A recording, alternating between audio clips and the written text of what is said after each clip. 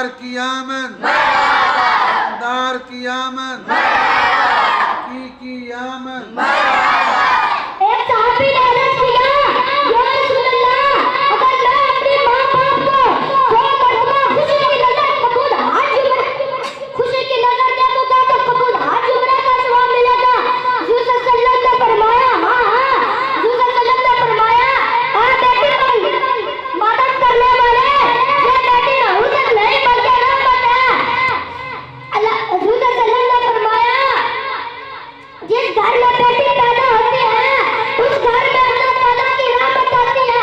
हुजूर सल्लल्लाहु अलैहि वसल्लम ने बुढ़े और पुजारियों को टीके से बुला दिया।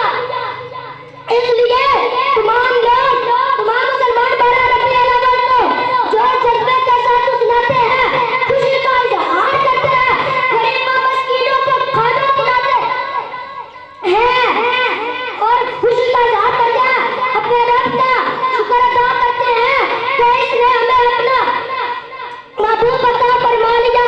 वो देखो नूर बरसता है, अरब का ताजदार आया।